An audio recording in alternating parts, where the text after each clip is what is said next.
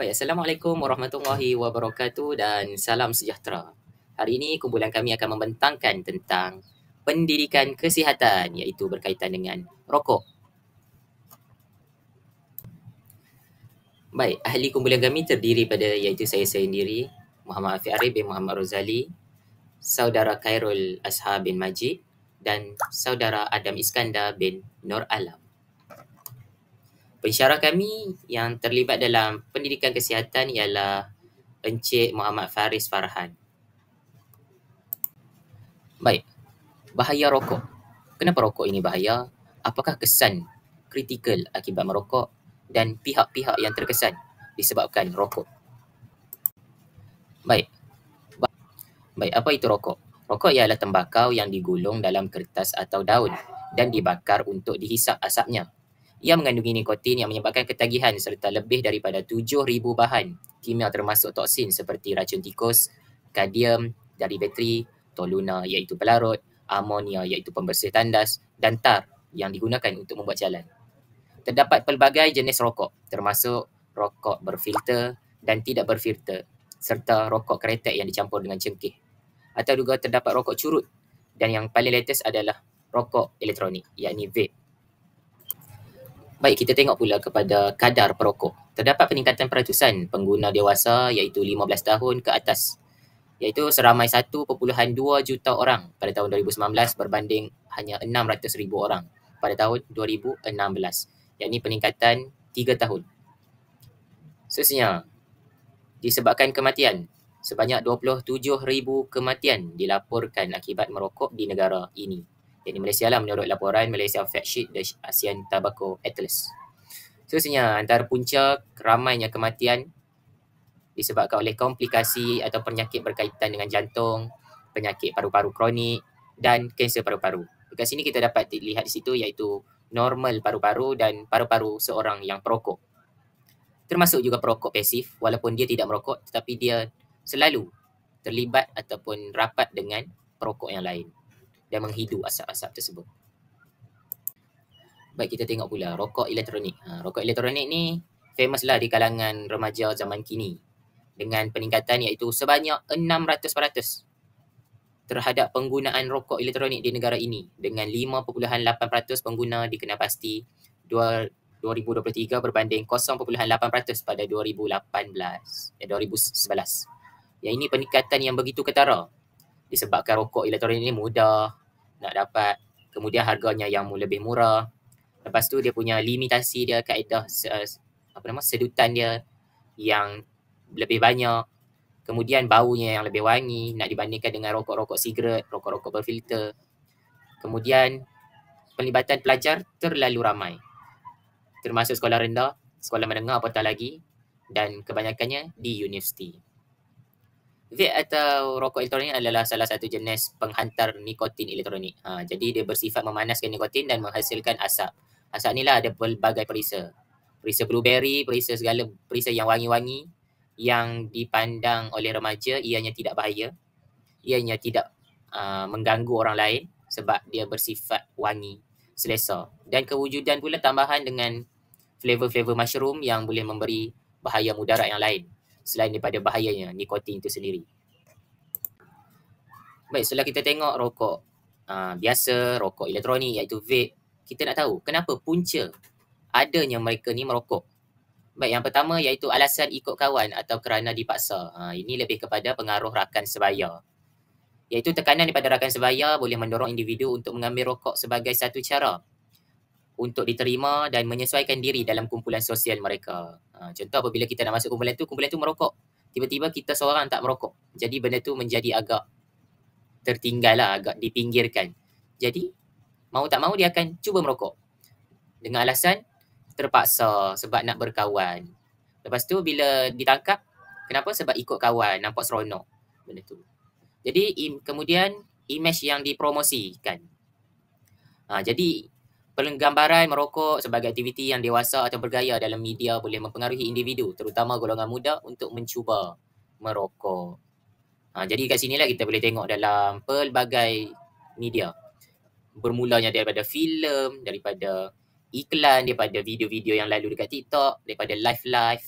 Kita tengok diorang ni yang isap rokok ni nampak macho, nampak relax. Jadi situlah punca golongan-golongan muda ini terlibat dengan aktiviti merokok. Seterusnya adalah kurang kesedaran lah. Jadi kita dapat lihat ni orang merokok ni dia tak sedar kata rokok itu mengandungi 7,000 bahan kimia. Yang kita tahu bahan kimia ni boleh membahayakan kesihatan dan boleh meragut nyawa. Dan ianya adalah budaya hidup yang tidak sihat lah. Sikap yang mementingkan diri, kemungkinan dia sedar kata dia boleh dapat kanser, tapi dia tak sedar asap rokok yang dilepaskan tu boleh juga menyebabkan kanser kepada perokok pasif. Dan ni orang-orang di sekitarnya. Walaupun orang sekitarnya tak isap rokok, tapi hasil daripada asap yang disedut itu menyebabkan orang tersebut yang tidak bersalah turut mendapat musibah bahan namanya. Dan yang akhir sekali adalah periklanan, promosi berleluasa dan tanpa kawalan di media sosial serta expo, pameran produk merokok antara faktor yang mempengaruhi pengguna terutama dalam kalangan kanak-kanak dan remaja menjadi perokok kekal sepanjang hayat. Ini pun satu masalah. Kita tengok dekat tempat-tempat terbuka, anjuran-anjuran program yang bersifat umum, awam, contohnya expo, pesta makanan, pesta hiburan, konsert, mesti ada satu booth yang mengiklankan vape. Mulalah vape ni 30,000 pump, vape ini 1,000 pump, vape ini flavornya sedap, flavor ni sedap, flavor baru. Jadi periklanan-periklanan ni menarik golongan-golongan muda, terutamanya para pelajar lah, remaja untuk merokok. Dan paling banyak sekali adalah terlibat dengan vape lah, termasuk sekolah rendah. Okey, sekarang kita akan teruskan dengan slide yang merujuk kepada kesan kepada kesihatan bahayanya merokok. Jadi kesan yang pertama ialah peredaran darah ataupun pernafasan. Apabila kita merokok, anda membenarkan toksin dari asap rokok memasuki saluran darah. Toksin ini akan memaksa jantung anda bekerja lebih kuat daripada biasa, menyempitkan arteri, membuat darah lebih pekat dan meningkatkan risiko pembekuan darah. Perubahan ini boleh meningkatkan risiko serangan jantung atau strok. Kesan seterusnya kepada jantung ialah amalan merokok ini boleh merosakkan jantung dan memberi kesan kepada peredaran darah anda. Dengan itu, ia akan meningkatkan risiko pelbagai keadaan seperti serangan jantung, penyakit jantung koronari, strok, penyakit vaskular, periferal, iaitu saluran darah rosak dan penyakit cerebrovaskular iaitu arteri rosak yang membawa darah ke otak. Kesan yang ketiga ialah kepada perut. Apabila kita merokok, perokok yang merokok ini mempunyai peluang yang lebih tinggi untuk mendapat kanser perut atau ulcer. Merokok menjadikan otot yang mengawal bahagian bawah tekak iaitu esophagus lemah dan menyebabkan reflux. Satu keadaan ini di mana asid menuju perut ke arah yang salah kembali ke tekak anda. Kesan yang keempat pula ialah pada paru-paru. Pengambilan tembakau boleh memberi kesan kepada paru-paru anda. Pada masa awal, anda akan mengalami batuk, selesema dan asma. Juga boleh menyebabkan penyakit yang membawa maut seperti pneumonia, emphysema dan kanser paru-paru. Merokok ini boleh menyebabkan 84% daripada kematian akibat kanser paru-paru dan 83% daripada kematian berpunca daripada penyakit kronik pulmonari obstruktif. Kesan yang kelima ialah kepada tulang. Merokok ini menjadikan tulang rapuh, terutama wanita yang perlu berhati-hati kerana mereka lebih cenderung untuk mengalami osteoporosis. Kesan yang keenam kepada otak. Apabila kita merokok, otak aneurysm adalah lebih cenderung berlaku akibat kesan daripada kita merokok. Otak aneurysm ialah bonjol dalam saluran darah yang mengakibatkan kelemahan dalam dinding saluran darah. Okey, seterusnya kita pergi kepada kesan kepada perokok pasif. Perokok pasif ni ialah orang yang duduk di sekitar orang yang merokok. Macam contoh, ahli keluarga, kawan-kawan dan sebagainya. Okey, kesan yang pertama ialah risiko asma. Kesan kepada perokok pasif ni, ia akan meningkatkan sensitiviti saluran pernafasan, menyebabkan batuk dan sesak nafas. Selalunya golongan yang berpeluang atau lebih terdedah kepada masalah risiko asma ini ialah kanak-kanak, kerana perkembangan paru-paru mereka amat lemah. Asap rokok boleh menyebabkan keradangan bronkus, sistem pernafasan lebih mudah teriritasi. Seterusnya, masalah pernafasan. Bronkitis dan pneumonia akan terjadi terutama pada kanak-kanak. Mereka akan kerap mengalami jangkitan pernafasan seperti batuk berpanjangan dan selesema yang agak sukar sembuh. Seterusnya, rokok ini akan mengurangkan kapasiti paru-paru. Seterusnya, kanak-kanak ini akan mudah penat dan sesak nafas. Risiko CIDS iaitu Sudden Infant Death Syndrome tinggi bagi bayi dan kanak-kanak. Ini berlaku apabila merokok di hadapan ibu mengandung. Asap rokok mengurangkan fungsi silia dalam paru-paru, menyukarkan pembersihan kahak. Seterusnya, kesan kepada ibu mengandung. Risiko tekanan darah tinggi semasa hamil akan meningkat. Masalah plasenta boleh berlaku kepada ibu mengandung. Selain itu, ibu mengandung lebih mudah mengalami masalah pernafasan seperti batuk atau sesak nafas. Seterusnya, kesan kepada janin. Pertumbuhan janin akan terbantu akibat kurang oksigen. Selain itu, berisiko mendapat kelahiran pramatang. Seterusnya, risiko lahir berat badan yang rendah. Pendedahan nikotin ini akan mengganggu perkembangan otak janin. Selain itu, risiko kecacatan kongenital. Okey, berbalik semula kepada kesan sosial dan ekonomi. Okey, yang pertama, kos rawatan meningkat. Kos rawatan hospital akan meningkat untuk merawat penyakit jantung, kanser paru-paru dan asma. Hal ini disebabkan apabila kita merokok, kita mendapat penyakit-penyakit seperti ini. Jadi, ia akan meningkatkan perbelanjaan isi rumah. Seterusnya, beban ekonomi negara. Perbelanjaan kesihatan negara meningkat akibat penyakit berkaitan rokok. Kerajaan terpaksa membelanjakan sejumlah wang yang besar kepada Kementerian Kesihatan untuk merawat masalah yang berkaitan rokok. Seterusnya, hilang produktiviti kerja. Penurunan produktiviti akibat kesihatan yang merosot disebabkan rokok.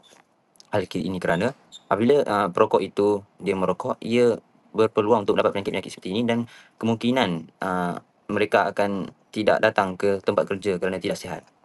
Seterusnya, keluarga terjejas. Kewangan terjejas, tekanan emosi, hubungan keluarga terganggu, risiko komplikasi bayi. Hal ini kerana kewangan mereka terjejas akibat bayaran kos rawatan yang agak tinggi berkaitan dengan rokok. Terusnya, tekanan emosi kepada pihak keluarga kerana ada keluarga yang merokok. Dan akhir sekali, tekanan kesihatan mental.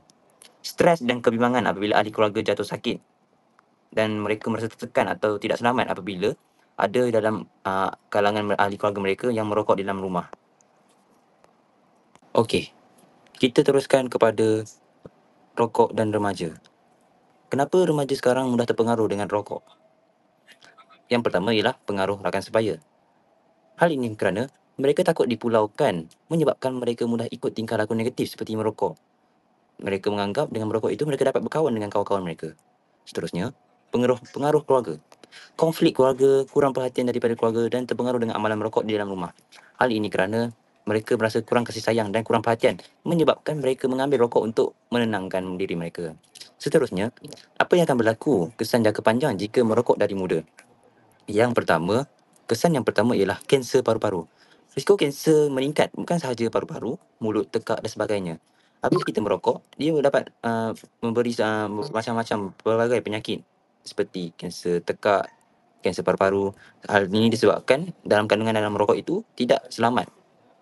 Seterusnya, kesan yang kedua ialah masalah kesuburan. Kualiti sperma merosot, risiko mati pucuk meningkat, mudah mengalami ketidakseimbangan hormon dan kehamilan berisiko tinggi. Hal ini kerana rokok itu menyebabkan sumber sperma itu tidak berkualiti. Seterusnya, isu remaja sekarang ialah isu vape sebagai trend baru. Vape ini dianggapkan sebagai trend gaya hidup. Rekaannya yang kecil dan mudah dipegang menjadikannya kelihatan trendy. Akibat itu, pelbagai perisa menarik perhatian remaja sekarang dan promosi yang berkesan dan menyebabkan remaja sekarang mencuba vape. Dan kesan vape ini lebih teruk daripada rokok. Seterusnya, mudah diakses dan tidak dikawal ketat. Vape mudah dibeli di kedai runcit, kios, platform dan dalam talian. Harga yang rendah. Kekurangan penguatkuasaan terhadap vape dan nikotin menyebabkan remaja mudah terdedah.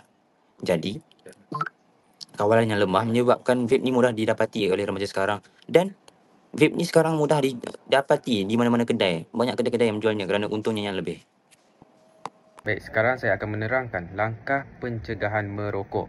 Jadi yang pertama adalah kempen anti rokok, iaitu katakan tak nak kepada rokok ataupun katakan tidak kepada rokok. Jadi Kerajaan Malaysia perlulah melaksanakan kempen ini di seluruh Malaysia bagi meningkatkan kesedaran masyarakat tentang keburukan merokok dan kesannya kepada perokok dan perokok pasif. Jadi yang kedua adalah kawalan undang-undang, iaitu larangan merokok di tempat awam. Jadi pihak yang bertanggungjawab seperti pihak PDRM dan sebagainya perlulah mengenakan tindakan yang lebih ketat kepada individu-individu yang melanggar SOP di mana mereka tidak dibenarkan merokok di tempat awam seperti di kedai makan, di pasaraya dan sebagainya. Seterusnya, pendidikan di sekolah, iaitu pendidikan di sekolah ini diterapkan di dalam subjek pendidikan keselamatan, pendidikan kesihatan dan pendidikan jasmani. Jadi, apabila pelajar menerapkan pembelajaran mereka di sekolah di dalam kehidupan seharian mereka, jadi perkara ini dapat membantu mereka untuk terhindar daripada terlibat dalam penggunaan rokok yang dapat memberikan kesan buruk kepada mereka sepanjang hidup. Jadi langkah yang terakhir adalah peranan ibu bapa dan komuniti. Jadi keluarga mesti menjadi contoh yang baik dan sokongan komuniti akan membantu mengurangkan budaya merokok dalam persekitaran. Jadi keluarga ni adalah aspek yang sangat penting ataupun golongan yang sangat penting untuk membantu remaja untuk mencegah terlibat dalam penggunaan rokok. Baik, seterusnya saya akan menerangkan cara untuk berhenti merokok kepada golongan yang sudah ketagih dalam merokok. Jadi yang pertama adalah penggunaan nicotine replacement therapy, iaitu contohnya gula-gula getah nikotin atau tampalan nikotin yang membantu mengurangkan ketagihan secara berperingkat. Jadi cara yang kedua adalah kaunseling dan hotline berhenti merokok. Jadi terdapat bantuan profesional seperti Quit Rokok, hotline dan sesi bimbingan untuk memberi motivasi. Jadi cara yang ketiga adalah sokongan keluarga, iaitu ahli keluarga boleh memberi galakan, pantauan, perkembangan serta elakkan tekanan yang boleh menyebabkan perokok kembali merokok. Dan cara yang terakhir adalah teknik delay dan distract, iaitu kaedah menangguh keinginan merokok selama beberapa minit sambil mengalihkan perhatian dengan aktiviti lain seperti minum air, berjalan atau bersembang. Jadi perkara ini dapat membantu sedikit kepada perokok tegar yang ingin berhenti secara slow. Sekarang saya akan menerangkan kesedaran digital. Jadi kesedaran digital ini adalah berfungsi untuk meningkatkan kesedaran masyarakat melalui platform digital seperti aplikasi TikTok, Instagram dan sebagainya. Jadi yang pertama adalah video pendek anti rokok. Jadi platform seperti TikTok, Instagram digunakan untuk menyebarkan mesej ringkas tetapi berkesan tentang bahayanya merokok. Jadi langkah yang kedua adalah testimoni bekas perokok. Jadi cerita sebenar dari perokok yang pernah sakit akibat merokok memberi impak emosi dan lebih meyakinkan masyarakat di luar sana. Dan poin yang ketiga adalah pengaruh TikTok atau YouTube, iaitu ramai influencer menggunakan platform ini sebagai menyampaikan atau meluangkan masa di media sosial. Jadi masyarakat lebih terpengaruh dengan mesej kesihatan yang memainkan peranan bagi meningkatkan kesedaran mereka. Baik, sebagai penutup, isu merokok dan penggunaan vape ini semakin membimbangkan kerana ia memberi kesan yang besar kepada kesihatan, perkembangan generasi muda serta kesejahteraan keluarga dan merosakkan organ dalaman. Tetapi ia juga menjejaskan ekonomi dan produktiviti negara. Oleh itu, usaha pencegahan melalui pendidikan, kempen kesedaran dan penguatkuasaan undang-undang ini perlu digerakkan bersama, iaitu selari. Seterusnya, marilah kita menolak budaya merokok dan membina persekitaran yang lebih selamat dan bebas daripada ketagihan demi masa depan yang lebih baik. Jadi, tindakan kita hari ini akan menentukan masa depan generasi akan datang. Jadi, kita perlulah bersama-sama membendung perokok dan aktiviti merokok ini agar ia terhindar daripada masyarakat untuk dijangkiti penyakit yang berbahaya. Sekian daripada kami. Assalamualaikum warahmatullahi wabarakatuh.